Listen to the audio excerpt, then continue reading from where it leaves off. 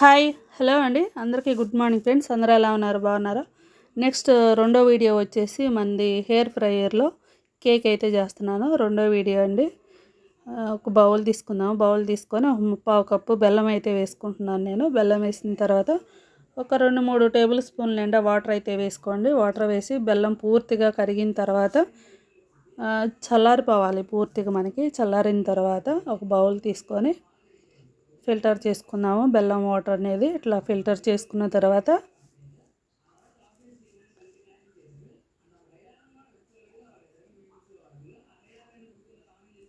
Sunflower oil అయితే ఒక పావు కప్ అయితే వేసుకుంటున్నాను. ఫ్లేవర్ లేని ఆయిల్ అయితే వేసుకోవాలి కేక్లో నేనైతే సన్ఫ్లవర్ ఆయిల్ అయితే ఒక పావు కప్పు సన్ఫ్లవర్ ఆయిల్ వేసుకొని మంచిగా ఈ బెల్లం సిరప్ ఈ ఆయిల్ ఒక 2 నిమిషాలు అయితే మంచిగా కలిపేసుకోవాలి ఫ్రెండ్స్. ఇట్లా కలుపుకున్న తర్వాత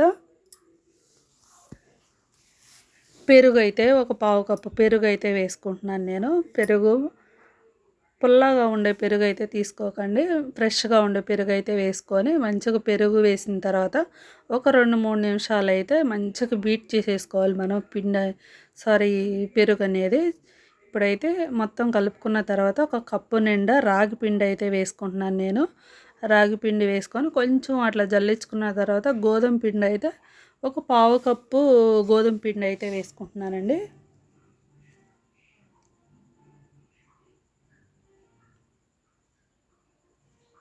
గోధుమ పిండి వేసుకున్న తర్వాత ఒక టీ స్పూన్ వచ్చి బేకింగ్ పౌడర్ అయితే వేసుకుందాము. ఒక అర స్పూన్ వచ్చి బేకింగ్ సోడా అయితే వేసుకుంటున్నాను. అర స్పూన్ కన్నా కొంచెం తగ్గించి అయితే వేసుకోండి. బేకింగ్ సోడా మనం సోడా ఉండేది కదా ఇంట్లో తినే సోడా, ఆ సోడా వేసుకొని మంచిగా జల్లించేసుకుందాము. ఇట్లా మొత్తం జల్లించుకున్న తర్వాత ఒక ప్యాచులర్ కానీ లేకపోతే ఒక చెక్క గంటి కానీ తీసుకొని ఈ ఒకే డైరెక్షన్లో అయితే కలుపుకోవాలి మనం పిండి అనేది.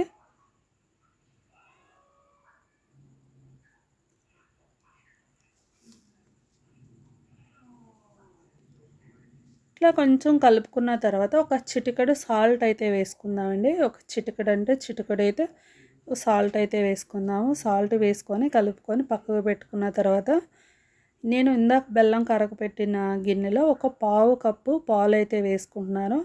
కాచి చల్లార్చిన పాలైనా పర్వాలేదు, పచ్చి పాలైనా పర్వాలేదు. ఒక పావు కప్పు పాలు తీసుకొని పావు కప్పులో సగం అయితే వేసుకుందాము. సగం వేసుకొని బెల్లం కరగపెట్టాం కదా, కొంచెం కూడా బెల్లం వాటర్ అనేది అస్సలు వేస్ట్ చేయొద్దు. మీరు ఇట్లా వేయకపోయినా బెల్లం ఈ పిండిలో అయినా వేసేసుకోవచ్చు మిల్క్ అనేది. ఇప్పుడు ఇవి కూడా ఫిల్టర్ చేసేసుకొని మనకి పావు కప్పు పాలు పడతాయి అంటే పావు కప్పు అయితే పట్టవు. ఓ 2-3 స్పూన్లు పక్కకు పెట్టేసుకొని మిగతా పాలు అయితే వేసుకొని మంచిగా కలిపేసుకోండి పిండిలో. మన ఇంట్లో ఉండే వాటితోనే కేక్ అనేది చేసుకోవచ్చు. మనకి ఏమి బయట నుంచి కొనుక్కు రావటం అట్లా ఏమి ఉండదు. మనకి ఇంట్లో అయితే ఇవి ఎప్పుడు ఉంటాయి కదా, రాగి పిండి, ఆయిల్, ఇట్లా బెల్లం ఇట్లాంటివి చూసారు కదా. ఇంక మనకి పాలు అనేవి అస్సలు పట్టవు. ఇట్లా ఉంటే మనకి పిండి అనేది సరిపోయేది చక్కగా. ఇప్పుడు ఈ పిండి పక్కకు పెట్టేసుకొని కేక్ బౌల్ అయితే తీసుకుందాము. నేనైతే కేక్ బౌల్ అయితే లేదు, నా దగ్గర ఉండే ఒక గిన్నె ఒకటి తీసుకొని కింద కొంచెం నెయ్యి కానీ ఆయిల్ కానీ కొంచెం అప్లై చేసుకోవాలి. కింద అయితే ఫ్లాట్గా అయితే ఉండాలి. స్టీల్ గిన్నె కానీ ఇట్లాంటి అల్యూమినియం గిన్నె కానీ ఒక గిన్నె అయితే తీసుకోండి. తీసుకున్న తర్వాత ఆయిల్ అప్లై చేసిన తర్వాత గోధుమ పిండి అయితే కొంచెం కోట్ చేసుకున్నాము. కోట్ చేసుకొని మిగతా పిండి ఏదైతే ఉందో అదైతే పక్కకు తీసేసుకుందామండి.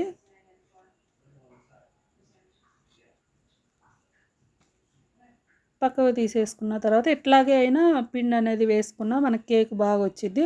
నేనైతే కొంచెం బటర్ పేపర్ అయితే వేసుకున్నాను. అడుగున కొంచెం బటర్ పేపర్ వేసేసుకొని ఇప్పుడు ఇందాక మనం కలిపి పెట్టుకున్నాం కదా పిండి, దాంట్లో అయితే వెన్నెలా ఎసెన్స్ అయితే ఒక 3 డ్రాప్స్ అయితే వేసుకుంటున్నాను. చాలా తక్కువే వేసుకోవాలి, ఎక్కువ అవసరం లేదు.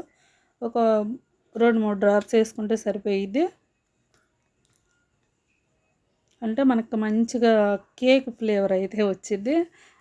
తినేటప్పుడు కూడా కేకు ఫ్లేవర్ మంచిగా బయట కొన్నట్టుగానే ఉండిద్ది మనకి వెన్నెలా ఎసెన్స్ వేసుకుంటే. మీ దగ్గర వెన్నెలా ఎసెన్స్ లేకపోతే మనం బెల్లం కరగబెట్టేటప్పుడు ఒక 2 యాలుక్కాయలు దంచి అయితే వేసుకోండి. ఇప్పుడైతే పిండి మంచిగా కలుపుకున్న తర్వాత కేక్ బౌల్లో అయితే వేసేసుకుందాము.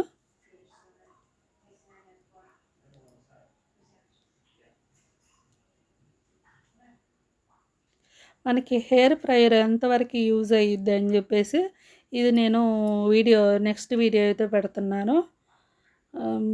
ఇంకా ముందు ముందు కూడా మనకి హెయిర్ ఫ్రైయర్లో వీడియోలు అనేవి వస్తాయి ఫ్రెండ్స్. తప్పకుండా అయితే మన ఛానల్లో ఎవరైనా కొత్తగా చూస్తుంటే సబ్స్క్రైబ్ చేసుకోండి. సబ్స్క్రైబ్ చేసుకొని వీడియో అయితే పూర్తిగా చూసిన తర్వాత లైక్ చేయండి ఫ్రెండ్స్. ఇప్పుడైతే పిండి అంతా వేసిన తర్వాత కొంచెం ట్యాప్ చేసుకుందాం అట్లా గిన్నె అనేది. ట్యాప్ చేసుకున్న తర్వాత నేను ముందుగానే హెయిర్ ఫ్రైయరు ఒక 3 నిమిషాలు అయితే ఫ్రీ హీట్ చేసుకున్నాను. ఫ్రీ హీట్ చేసుకున్న దాంట్లో ఈ కేక్ గిన్నె పెట్టిన తర్వాత టైమర్ అయితే సెట్ చేసుకుందాం. ఇప్పుడు నేనైతే 180 డిగ్రీస్ పెట్టేసేసి ఒక 16 నిమిషాలు అయితే పెట్టుకుంటున్నాను. 16 నిమిషాల కేక్ అయ్యిద్దంటే అవ్వదండి. 16 నిమిషాలకి మనకి స్టవ్ మీద కూడా అవ్వదు అసలుకి. ఇప్పుడు 16 నిమిషాలు అయిపోయిన తర్వాత అయితే చూద్దాము మనకి ఎంతవరకు అయిందో లేదనేది.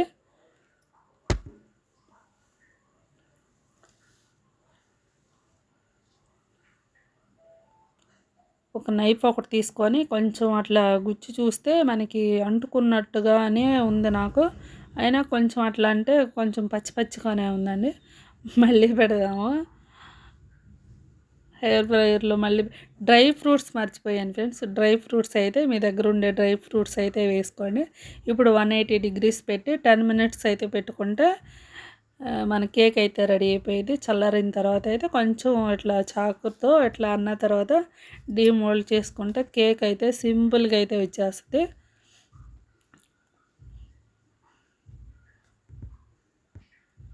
ఒక ప్లేట్ ఒకటి తీసేసుకొని ఇట్లా డీమోల్డ్ చేసేసుకొని కేక్ అనేది పైన ఈ బటర్ పేపర్ అయితే తీసేసుకుంటే మన కేక్ చూసారు కదా, అస్సలు ఎక్కడ అంటుకోవటం కానీ అట్లా ఏం లేదు. చాలా అంటే చాలా బాగుంది. టేస్ట్ కూడా చాలా బాగుందండి. ఒకసారి అయితే తప్పకుండా ట్రై చేయండి. కేక్ అనేది చక్కగా పిల్లలు కానీ పెద్దవాళ్ళు కానీ ఎవరైనా తినొచ్చు. కేక్ అనేది అంత బాగుండేది. హెల్త్కి కూడా చాలా మంచిది. మనం వేసినవన్నీ రాగి పిండి బెల్లం ఇవన్నీ వేసాం కదా, చాలా అంటే చాలా బాగుండేది. ఇప్పుడైతే కొంచెం కట్ చేద్దాము. కట్ చేసి ఎట్లా వచ్చింది ఏంది అనేది చూద్దాము. అసలు కేక్ చూస్తేనే మనకు అర్థమైపోయిద్ది అసలు ఎట్లా ఉంది ఏంటి అనేది. చూసారు కదా, కట్ చేసిన తర్వాత చాలా అంటే చాలా సాఫ్ట్గా అయితే ఉందండి. మన ఛానల్ ఎవరైనా కొత్తగా వస్తుంటే సబ్స్క్రైబ్ చేసుకోండి ఫ్రెండ్స్. ఈ వీడియో అయితే ఎంతటితో ఎండ్ చేస్తున్నాను. అందరికీ బాయ్ అండి.